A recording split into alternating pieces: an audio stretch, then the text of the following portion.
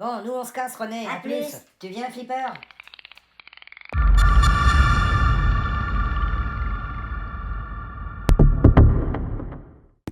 Bonjour à tous.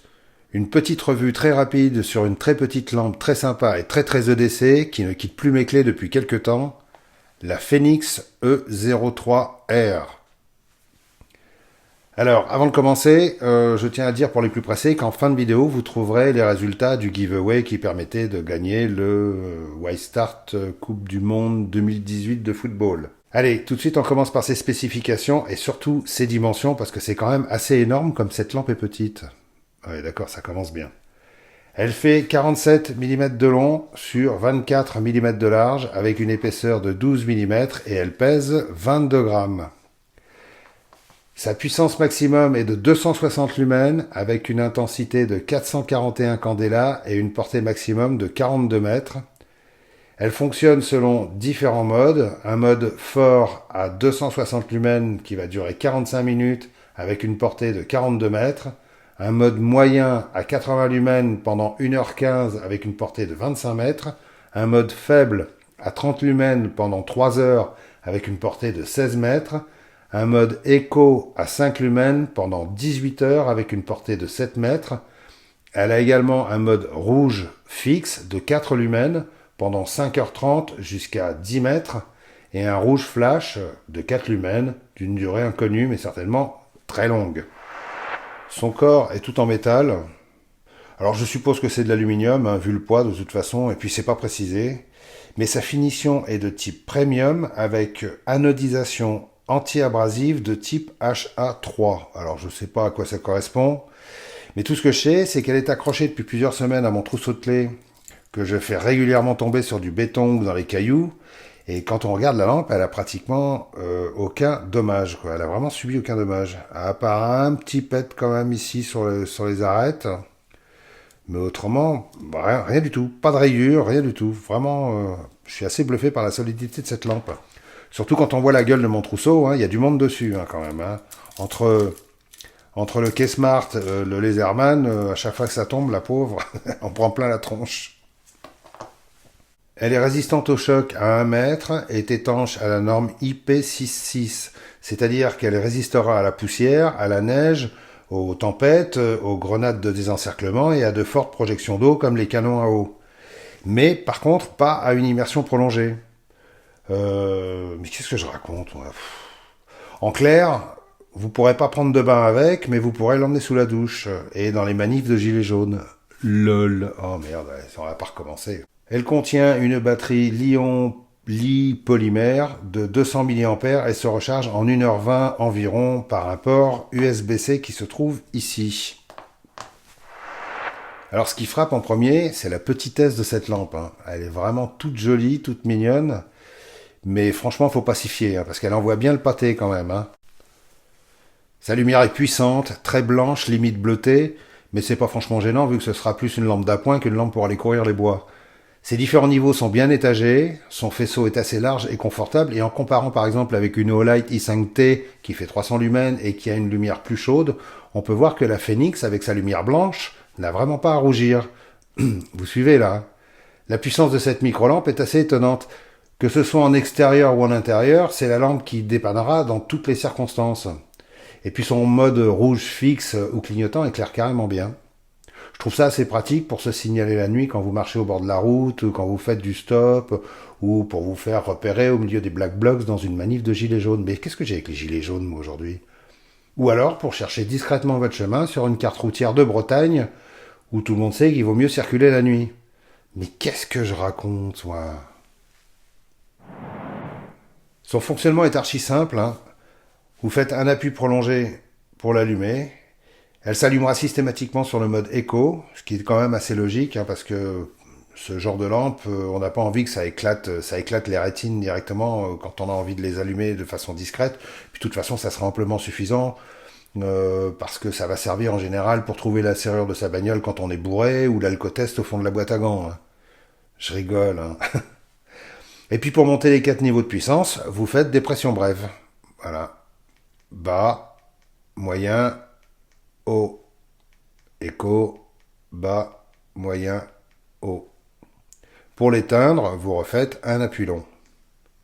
Alors, pour accéder au mode rouge fixe ou clignotant, quand la lampe est éteinte, il suffit de faire un appui prolongé, ou alors d'allumer la lampe normalement, comme ceci, et puis à partir de n'importe quel niveau, en fait, vous faites un appui long, et vous accédez au rouge fixe. Et puis pour passer au rouge clignotant, on fait un appui bref. Voilà. Et à chaque pression brève, vous repassez du clignotant au fixe et du fixe au clignotant et inversement. Et puis pour l'éteindre, vous refaites un appui long. C'est bon là, vous suivez? Alors, chose intéressante, quand on est par exemple au mode moyen, voilà, j'allume, je me mets au mode moyen, et qu'on passe au rouge, eh ben, c'est 4 points en moins et 135 € d'amende. Qu'est-ce que je raconte? Donc, en mode, donc en mode moyen, si on passe au rouge, et, donc en mode moyen, si on passe au rouge, qu'est-ce que je peux dire comme connerie? Excusez-moi. Donc, en mode moyen, allez, c'est reparti, putain. Oh putain, je vais pas y arriver. À chaque fois que je présente une lampe, maintenant il faut que je me fende la gueule. Donc, alors, je recommence. Chose intéressante, quand on est par exemple au mode moyen, là donc je me mets au mode moyen, et qu'on passe au rouge, c'est 4 points en moins. Non, c'est pas 4 points en moins, 135 € d'amende. C'est, disons, voilà, on fait un appui prolongé pour passer au rouge, et ensuite, lorsque je reviens, en faisant un appui prolongé, je reviens sur l'éclairage normal, je reviens au mode où j'étais précédemment, ce qui est quand même assez intéressant. Si vous étiez au mode fort, ça aurait été la même chose. C'est bon, vous suivez, là, vous êtes toujours là?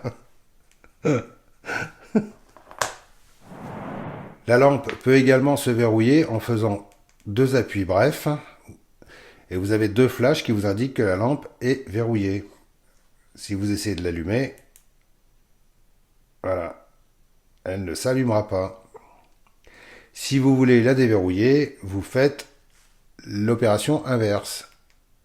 Si vous voulez savoir où en est la batterie, lampe éteinte, vous faites un appui bref et le voyant s'allumera quelques secondes en vert fixe si la batterie est chargée de 100 à 70%, en vert clignotant de 70 à 40% et en rouge de 40 à 10%. En dessous de 10%, si vous acceptez cette mission, la lampe s'autodétruira dans les 5 secondes et si vous deviez être pris, nous nierons toute participation. Cette petite lampe est parfaitement bien finie. Ça respire la solidité, c'est sérieux, comme tout ce que fait Phoenix, hein. C'est surtout moi qui manque de sérieux. On peut avoir confiance, hein. Franchement, moi je la trouve assez jolie. On retrouve la nouvelle identité visuelle des modèles de dernière génération, c'est-à-dire un mélange de gris, de noir, avec un petit peu de bronze là sur les boutons, ou parfois autour des cadrans, autour des lentilles. Vous avez sur le côté un petit bouchon en caoutchouc qui protège le port USB-C. Et puis vous avez un trou à l'arrière, comme tout le monde quoi. Cette lampe est vendue sous blister, avec à l'intérieur des notices, des fascicules, des prospectus, une notice dans plusieurs langues, et en français, qui est quand même bien. Olight devrait s'en inspirer d'ailleurs, parce que franchement, se taper les notices en anglais, ou mal traduites, c'est un peu casse-couille. Et puis vous avez également un petit sachet avec un anneau assez minuscule. Moi j'en ai placé un petit peu plus grand parce que comme ça me permet de la mettre directement sur mon trousseau. Vous voyez, elle prend vraiment pas de place, hein.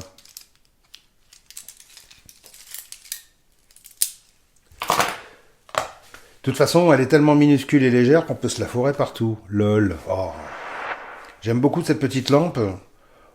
Et puis en plus, on n'est pas spécialement obligé de l'accrocher à ses clés, hein. On peut la porter autour du cou comme pendentif ou la glisser dans un kit de secours ou une trousse d'essai, hein. Elle sera vraiment parfaite. Elle est tellement minuscule et légère qu'on peut Bon, je vais pas la refaire, hein. Qu'on peut vraiment la mettre partout, quoi. Lol.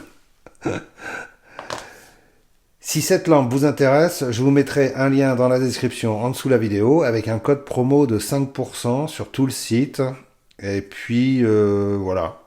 Maintenant, il est temps de vous révéler le nom du gagnant du magnifique couteau Y-Start Coupe du Monde de foot 2018. Alors, j'ai préféré l'annoncer à la fin de cette vidéo, juste pour énerver les impatients. Je suis taquin, hein. Alors, avec plus de 500 participations et beaucoup de commentaires, dont certains étaient vraiment très drôles, je peux vous assurer que c'était compliqué de choisir, et en plus on n'était pas tous du même avis. Donc on a utilisé un système de tirage au sort, et puis le nom qui est sorti est...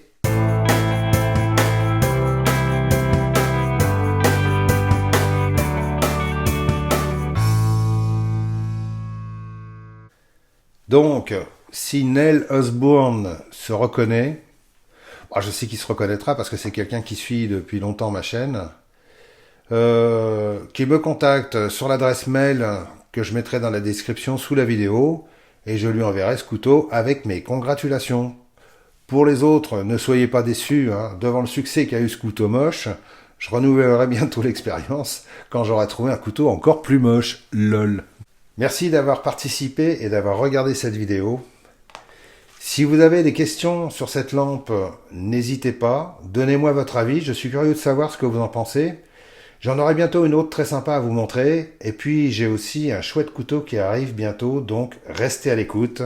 Et en attendant, restez cool, restez éclairé, restez fluide, et comme je vous l'ai déjà dit dans la précédente vidéo, ne soyez pas naïfs, méfiez-vous des tapeurs et autres mendiants, et apprenez à faire la différence entre les chaînes qui partagent gratuitement et les chaînes business qui partagent surtout votre argent. Ciao ciao, bye bye.